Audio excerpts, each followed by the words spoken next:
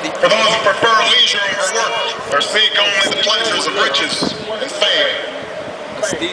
Rather, it has been the risk-takers, the doers, the makers of things, some celebrated, but more often men and women obscure in their labor, who have carried us up the long, rugged path towards prosperity and freedom.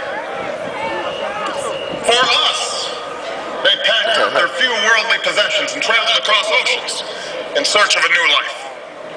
For us, they toiled in sweatshops and settled the West, endured the lash of the whip, and plowed the hard earth. For us, they fought and died in places like Concord and Gettysburg, Normandy and Quai Sam. Time and again, these men and women struggled and sacrificed and worked till their hands were raw so that we might live a better life.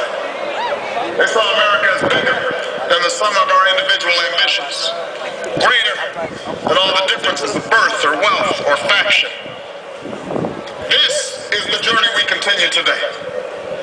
We remain the most prosperous, powerful nation on earth.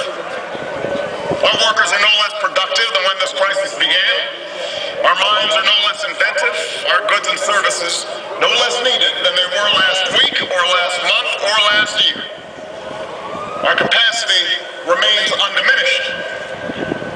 But our time of standing pat, of protecting narrow interests and putting off unpleasant decisions, that time has surely passed. Starting today, we must pick ourselves up, dust ourselves off, and begin again the work of remaking America.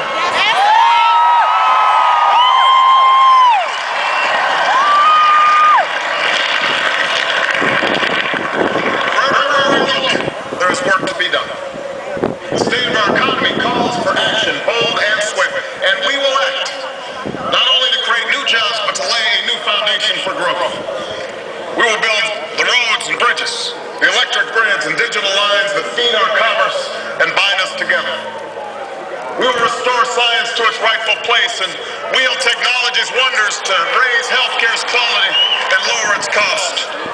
We will harness the sun and the winds and the soil to fuel our cars and run our factories, and we will transform our schools and colleges and universities to meet the demands of a new age.